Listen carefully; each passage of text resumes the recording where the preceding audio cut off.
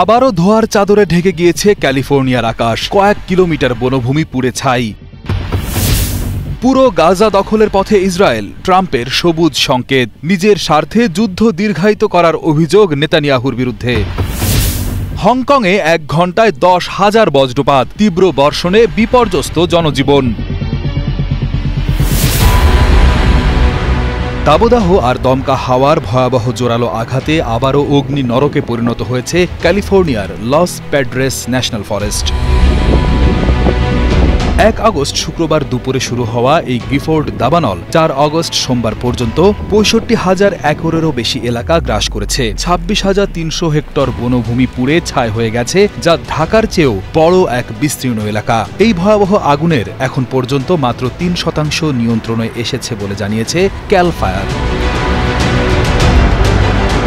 আগুন দ্রুত ছড়িয়ে পড়েছে সান্তা বারবারা ও সান লুইস অবিস্পো কাউন্টির মধ্যে। এখন পর্যন্ত প্রায় 1000 জনেরও বেশি দমকল কর্মী আগুন নেভানোর চেষ্টায় দিনরাত মাঠে নেমেছেন। কেউ শাবল, কেউ কোদাল হাতে কাজ করে যাচ্ছেন, আবার কেউ আকাশপথে পানি ছেটাচ্ছেন। এখন পর্যন্ত জানা গেছে আগুনে একজন বাসিন্দা গুরুতরভাবে দগ্ধ হয়েছেন এবং দমকল বিভাগের সহায়তাকারী 2 চুক্তিভিত্তিক কর্মী গাড়ি উল্টে পড়ে আহত হয়েছেন। 360টির মতো বাড়ি এখনও আগুনের হুমকিতে। অনেক এলাকা থেকে মানুষজনকে সরিয়ে নেওয়া হয়েছে। বিশেষ করে হাইওয়ে 166-এর দক্ষিণ দিকের বাসিন্দাদের জন্য জারি করা হয়েছে বাধ্যতামূলক ইভাকুয়েশন অর্ডার বা বাড়ি ছেড়ে চলে যাওয়ার আদেশ। জাতীয় আবহাওয়া অধিদপ্তর সতর্ক করে বলেছে, দক্ষিণ ক্যালিফোর্নিয়ায় আগামী কিছুদিন দমকা হাওয়া ও খরার মতো পরিবেশে আগুন ছড়িয়ে পড়ার ঝুঁকি থাকবে অনেক বেশি। এ ধরনের দাবানল শুধু ক্যালিফোর্নিয়ায় নয়, সমগ্র বিশ্বের জলবায়ু পরিবর্তনের ভয়াবহ বার্তা বহন করে। প্রতি বছর ক্যালিফোর্নিয়ায় গড়ে 7,000-এর বেশি দাবানল ঘটে, আর এবছর এখনই বেশ কয়েকটি বড় আগুন ভয়াবহ আকার ধারণ করেছে।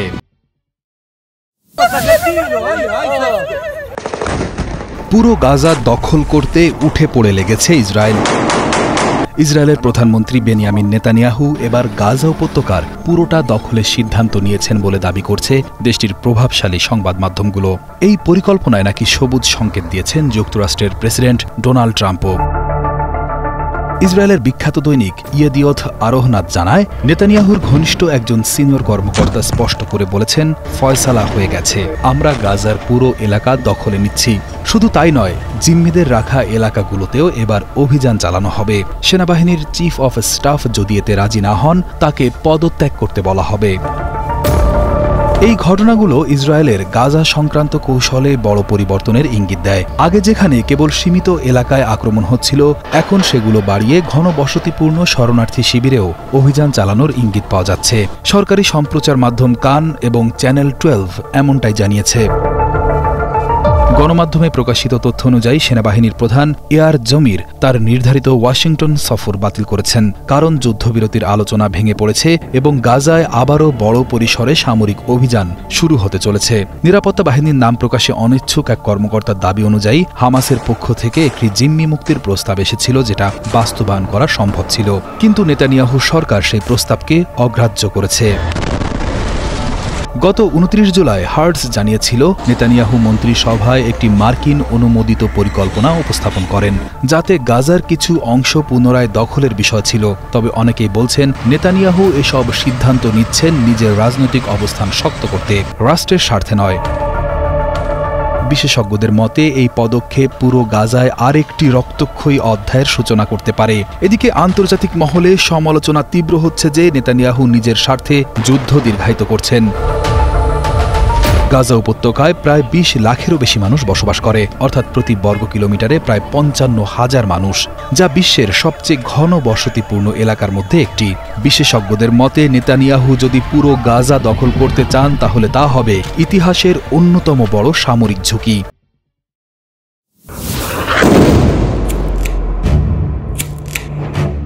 গাজার যুদ্ধ থামাতে এবার সরব হয়েছেন ইসরায়েলের নিরাপত্তা সংস্থার প্রাক্তন শীর্ষ কর্মকর্তারা। তারা যুক্তরাষ্ট্রের প্রেসিডেন্ট ডোনাল্ড ট্রাম্পের প্রতি আহ্বান জানিয়েছেন, তিনি যেন ইসরায়েলের প্রধানমন্ত্রী বেনিয়ামিন নেতানিয়াহুকে যুদ্ধ থামাতে চাপ দেন।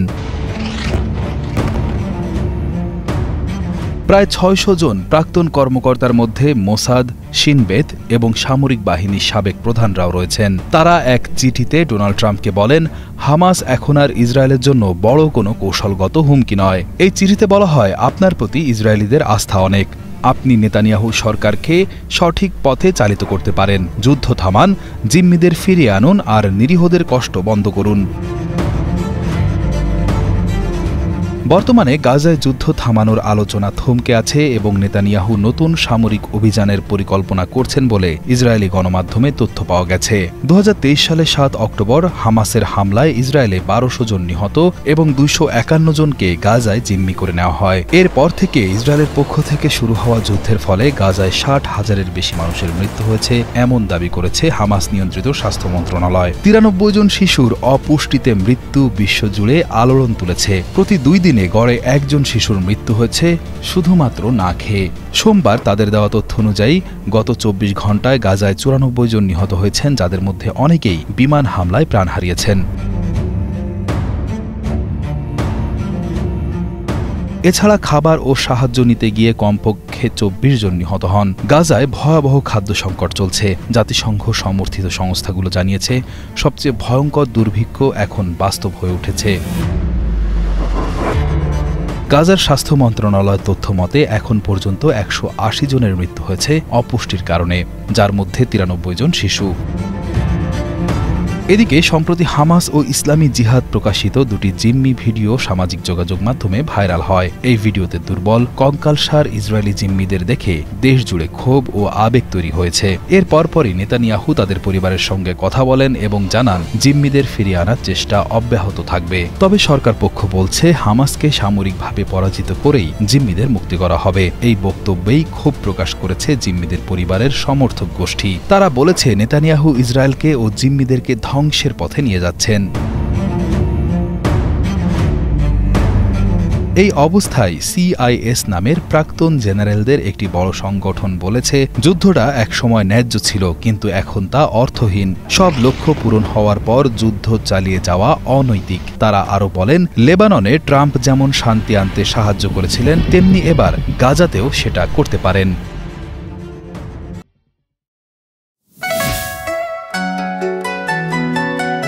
চীনের চংকিং শহরে প্রচণ্ড গরমে যখন বাইরের তাপমাত্রা ৪০ ডিগ্রি সেলসিয়াস ছুঁয়েছে, তখন অনেক মানুষ ঠান্ডা বাতাস খুঁজতে ঢুকে পড়েছে একেবারে ভূগর্ভে। দ্বিতীয় বিশ্বযুদ্ধের সময়কার এক বাংকারে। চমকের ব্যাপার হলো, এই বাংকারে এখন চলছে জমজমাট হটপট রেস্টুরেন্ট। বাইরে অসহনীয় গরম, কিন্তু ভেতরে মাত্র ২৫ ডিগ্রি সেলসিয়াস। ৫২০ মিটার বা আধা কিলোমিটার লম্বা এই টানেল একসময় ছিল বোমা হামলা থেকে বাঁচার জায়গা। এখন সেটাই পরিণত হয়েছে ২৮০ টেবিল বিশিষ্ট এক বিরাট হটপট রেস্টুরেন্টে। ৬ মিটার উঁচু ও প্রশস্ত এই টানেলের ভেতর এখন প্রতিদিন ভিড় করছেন হাজারো মানুষ, শুধু ঠান্ডা পেতে নয়, বরং মশলাদার ঝাল স্বাদের হটপট খেতে। ফুজিয়ান থেকে আসা এক পর্যটক কিউ সিয়ান হুই বলেন, বাইরে থেকে যখন ঢুকলাম মনে হলো একেবারে আলাদা জগতে এসেছি। এত লম্বা টানেলের মধ্যে এত ঠান্ডা, আমি সত্যি অবাক। চংকিং এর বাসিন্দা ৩৮ বছর বয়সী ইউ লু তার সন্তানের জন্মদিন পালন করতে এসেছেন। তিনি বলেন, অফিসের এসিতে বরফ হয়ে যায়, সেখানে এত ঠান্ডা লাগে যে এক গাদা জামা কাপড় পরি। এখানে যেন প্রকৃতির ঠান্ডা বাতাস বইছে, খুব আরামদায়ক। রেস্টুরেন্টের ম্যানেজার ওয়াং সিন ইউয়ান জানান, চংকিং এর স্থানীয় ঐতিহ্যবাহী খাবার, হটপট আর ঐতিহাসিক বাংকারের মিশ্রণে আমরা তৈরি করেছি এক অনন্য অভিজ্ঞতা। বাইরে গরম, ভেতরে ঠান্ডা, এই বিপরীতের রোমাঞ্চটাই সবচেয়ে বেশি আকর্ষণীয়। হটপট এক ধরনের চাইনিজ খাবার, যেখানে টেবিলের মাঝে একটি ফুটন্ত ঝোল বা স্যুপের হাঁড়ি রাখা হয়। সবাই মিলে সেই গরম স্যুপে কাঁচা মাংস, সবজি, মাছ, টোফু, নুডলস ইত্যাদি চুবিয়ে হালকা সিদ্ধ করে খায়। একই সঙ্গে পরিবার ও বন্ধুরা মিলে খাওয়ার একটি জনপ্রিয় সামাজিক রীতি এটি। চংকিং হটপট বিশেষভাবে মশলাদার ও ঝাল হয়। এখানে অনেকেই খাচ্ছেন বিখ্যাত ঝাল স্যুপে রান্না করা হাঁসের নাড়ি ভুড়ি। ১২ বছর বয়সী এক শিশু ফু ইউশুয়ান জানান, বাইরে প্রচণ্ড গরম, কিন্তু ভেতরে ঠান্ডা। হটপট খেয়েও গরম লাগছে না, বরং ঠান্ডা ঠান্ডা লাগছে।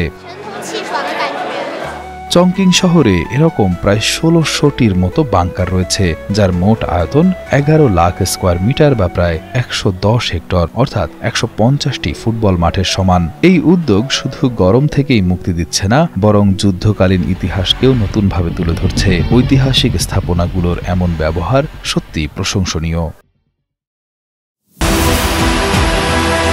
উঁচু সিঁড়িগুলো যেন পরিণত হয়েছে ছোট ছোট জলপ্রপাতে। মাত্র ১ ঘন্টায় প্রবল আক্রোশে বজ্রপাত হয়েছে ১০,০০০ বার। ভোরের কালো আকাশ ভেঙে যখন মুষলধারে বৃষ্টি নামল, তখন হংকংয়ের জনজীবন পুরোপুরি থমকে দাঁড়ায়। দক্ষিণ চীনের প্রযুক্তি সমৃদ্ধ শহরগুলোর প্রাণকেন্দ্র পার্ল রিভার ডেল্টাও একই রকম প্রাকৃতিক দুর্যোগের শিকার। ৫ অগস্ট মঙ্গলবার সকালে এই অপ্রত্যাশিত বৃষ্টিপাত এতটাই ভয়াবহ ছিল যে হাসপাতাল, স্কুল ও আদালত বন্ধ হয়ে যায়। শহরের স্বাভাবিক জীবনযাত্রা বিপর্যস্ত হয়ে পড়ে এবং সিঁড়িগুলো যেন ছোট ছোট জলপ্রপাতে পরিণত হয়। ভোর ৬টা থেকে ৬টা ৫৯ মধ্যে হংকং শহরের আকাশে প্রায় ১০,০০০ বার বিদ্যুৎ চমক দেখা যায়। আবহাওয়া দপ্তরের তথ্য অনুযায়ী এ সময় প্রতি ঘন্টায় ৯০ মিলিমিটার বা ৩.৫ ইঞ্চি পর্যন্ত বৃষ্টিপাত রেকর্ড করা হয়েছে, যা একটানা দুপুর ৩টা পর্যন্ত চলতে থাকে। এই তীব্র বৃষ্টিপাতের কারণে আবহাওয়া দপ্তর সর্বোচ্চ ব্ল্যাক রেইনস্টর্ম সতর্কতা জারি করতে বাধ্য হয়। ভয়াবহ প্রাকৃতিক দুর্যোগের ফলে সবচেয়ে বেশি ক্ষতিগ্রস্ত হয়েছে কুইন মেরি হাসপাতাল। আকস্মিক বন্যায় হাসপাতালের বেশ কিছু অংশ জলমগ্ন হয়ে পড়ে, এমনকি জরুরি বিভাগের পরিষেবা ব্যাহত হয়। পরে সকাল ১০টা ৪০ দিকে ড্রেনেজ সার্ভিস বিভাগের কর্মীরা পাম্প ব্যবহার করে হাসপাতালের প্রবেশপথ থেকে পানি সরাতে শুরু করেন এবং ধীরে ধীরে পরিষেবা স্বাভাবিক হতে থাকে। এই ঝড় বৃষ্টির কয়েকদিন আগেই দক্ষিণ চীনে আকস্মিক বন্যায় ৫ জনের মৃত্যু হয়েছিল। সেই সময় গুয়াংডং প্রদেশে ১৩০০-র বেশি উদ্ধারকারী দল বড় আকারের উদ্ধার অভিযান চালিয়েছিল। এই নতুন বৃষ্টিপাত সেই অঞ্চলের মানুষের মধ্যে আবারও আতঙ্ক তৈরি করেছে। ফেস্টুন প্লেকার্ড নয়, বরং হাড়ি পাতিল নিয়ে রাস্তায় নেমেছেন আন্দোলনকারীরা। যেখানে আন্দোলন বা বিক্ষোভ মানেই সবার মুখে মুখে থাকে স্লোগান, সেখানে প্রতিবাদের এই পরিবেশ মুখরিত হাড়ি পাতিলের ঝঞ্ঝায়। আর রাস্তার পাশেই সাজিয়ে রাখা হয়েছে খাবারের খালি প্লেট আর পেয়ালা। সম্প্রতি নেদারল্যান্ডসের রটারড্যামে দেখা যায় এমন অভিনব প্রতিবাদের দৃশ্য। জানা যায় গাজায় চলমান মানবিক সংকট এবং ইসরায়েলি আগ্রাসনের প্রতিবাদেই মূলত হাড়িপাতিল বাজিয়ে পথে নেমে এসেছেন শত শত আন্দোলনকারী।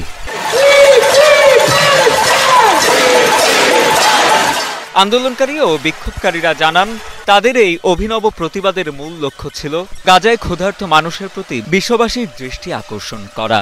বিক্ষোভকারীরা ফিলিস্তিনের পতাকা উত্তোলন করে মাটিতে কিছু খাবারের খালি প্লেট রেখে গাজায় ক্ষুধার্ত মানুষের অনাহারের বিষয়টি তুলে ধরেন।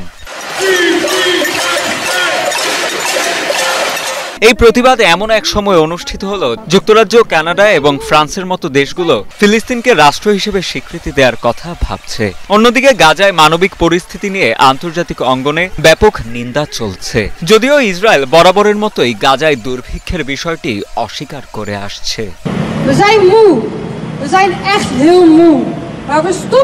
এদিকে স্বাধীন ও সার্বভৌম ফিলিস্তিন রাষ্ট্র প্রতিষ্ঠা না হওয়া পর্যন্ত প্রতিবাদ চালিয়ে যাবার ঘোষণা দিয়েছে ফিলিস্তিনের মুক্তিকামী যোদ্ধারা।